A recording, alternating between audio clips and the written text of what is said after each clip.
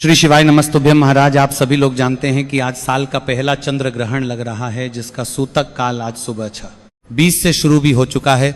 और इस सूतक काल में आपका ये प्रश्न जरूर होगा कि क्या हम लोग सूतक काल में खाना बना सकते हैं और खा सकते हैं, इसके अलावा पानी पी सकते हैं या नहीं, और आज भारत में ये ग्रहण कितने बजे से लगेगा और ये ग्रहण कहाँ दिखाई देगा, सारी जानकारी इस एक वीडियो में आपको मिलने वाली है। महाराज, जब सूतक काल शुरू हो जाता है तो उसके बाद सारे शुभ और मांगलिक कार्य बंद हो जाते हैं। जैसे कि इस समय पूजन पाठ नहीं किया जाता है, भगवानों को स्पर्श नहीं किया जाता है, इस समय खाना नहीं बनाया जाता है और खाया भी नहीं जाता है। पर सूतक काल और ग्रहण काल को अगर मिलाएं तो ये पूरे 12 घंटे का समय होता है, और इतने समय तक ज़्यादातर लोग भूखे प्यासे नहीं रह पाते।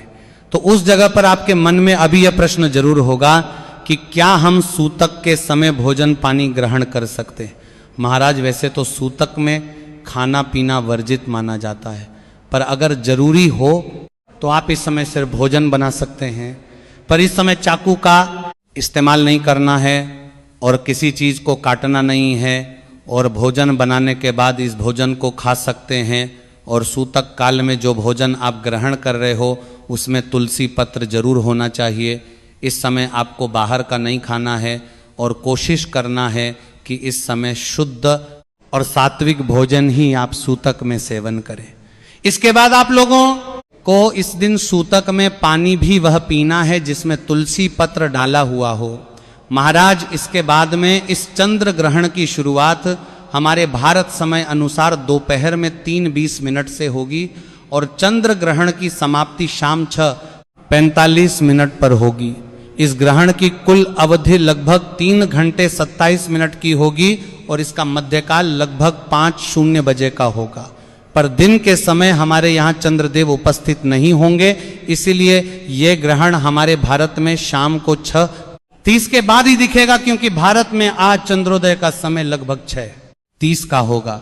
ऐसे में अगर देखा जाए तो ये ग्रहण हमारे भारत में सिर्फ 17 मिनट के लिए देखने को मिलेगा, और हमारे भारत में इस ग्रहण का सबसे ज़्यादा असर इसी 17 मिनट में होगा। इसीलिए इस समय कोई भी अपने घर से बाहर ना निकले और इस चंद्र ग्रहण को अपनी आंखों से देखने की गलती भी ना करें, और ग्रहण की रोशनी में जाने से बचें। महाराज, ग्रहण के दौरान अगर आप एक स्थान पर बैठकर भगवान के मंत्रों का जाप करते हैं तो इसका फल आपको कई गुना बढ़कर मिलता है। इसीलिए ये काम सभी लोग जरूर करें।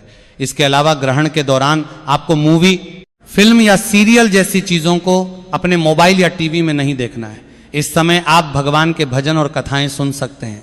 ग्रहण के दौरान किसी को अपशब्द ना बोले, झूठ ना बोले और किसी की बुराई ना करे। महाराज, इसके बाद यह चंद्र ग्रहण हमारे भारत के ज़्यादातर क्षेत्रों में देखने को मिलेगा, जैसे कि असम, गुवाहाटी, डिब्रूगढ़, अरुणाचल प्रदेश, मेघालय और नागालैंड जैसे राज्यों में इसे स्पष्ट रूप से देखा जा सकेगा। इसके अलावा कोलकाता, भुवनेश्वर और पटना जैसे शहरों में ग्रहण का काफ़ी बड़ा हिस्सा भी दिखाई देगा। इसके अलावा दिल्ली, मुंबई, बेंगलुरु, चेन्नई और हैदराबाद जैसे शहरों में भी चंद्र ग्रहण का आखिरी भाग दिखाई देगा। महाराज, यह चंद्र ग्रहण भारत के अलावा Asia, Australia, New Zealand, America, Fiji और अंटार्कटिका के अलग अलग हिस्सों में भी दिखाई देगा। महाराज, आज भले आप सुबह के समय स्नान कर ले, पर ग्रहण समाप्त होने के बाद आपको वापस से स्नान करना होगा। भले आप लोग इस चंद्र ग्रहण के सूतक काल के नियमों का ज़्यादा पालन ना कर पाए, पर ग्रहण के समय में सभी नियमों का पालन जरूर करें। महाराज, इसके अलावा जब शाम के समय ग्रहण समाप्त हो जाए तो उसके बाद आपको अपने घर में जो भी पका हुआ भोजन होगा, जो कि बच गया होगा, उसको फेंक देना है या किसी कुत्ते को खिला देना है, पर खुद नहीं खाना है। आपको ग्रहण समाप्ति के बाद ताज़ा भोजन बनाकर ही सेवन करना है। महाराज, ग्रहण और सूतक में आपको सोना भी नहीं चाहिए। आप आराम कर सकते हैं, पर गहरी नींद नहीं लेना है, और नाखून बालों को भी नहीं कटवाना है। महाराज, ग्रहण के समय पेशाब जाने से भी बचना चाहिए। अगर जरूरी है तो जा सकते हैं, और पानी भी नहीं पीना चाहिए। ग्रहण काल के दौरान गर्भवती माता बहनों को ज़्यादा सावधानियां रखनी होती है। महाराज, इसके बाद जब ग्रहण समाप्त हो जाए तो आपको सबसे पहले गंगाजल मिले, जल से स्नान करके खुद भी थोड़ा सा गंगाजल पीकर अपने पूरे घर में गंगाजल छिड़कना चाहिए। फिर घर के भगवानों को स्नान कराकर उनकी पूजन करके दीपक जलाना चाहिए। और आप चाहे तो मंदिर में जाकर भी दीपक जला सकते हैं। और ग्रहण समाप्ति पारे के तो उस आज के बाद दान पुण्य करना भी बहुत अच्छा माना जाता है, जिसमें सफेद चीजों का ध्यान, जैसे चावल, चीनी, दूध, दही, सफेद वस्त्र या चांदी का दान करना शुभ माना जाता है। महाराज, इस तरीके से इस चंद्र ग्रहण को लेकर आपको सावधानियां रखनी है। अगर अभी भी आपके मन में इस चंद्र ग्रहण को लेकर कोई प्रश्न है या आपसे कोई गलती हो गई है तो वह हमसे कमेंट करके पूछ सकते हैं। आप ये वीडियो कहां से देख रहे हैं कमेंट में जरूर बताएं। श्री शिवाय नमस्तुभ्यम महाराज।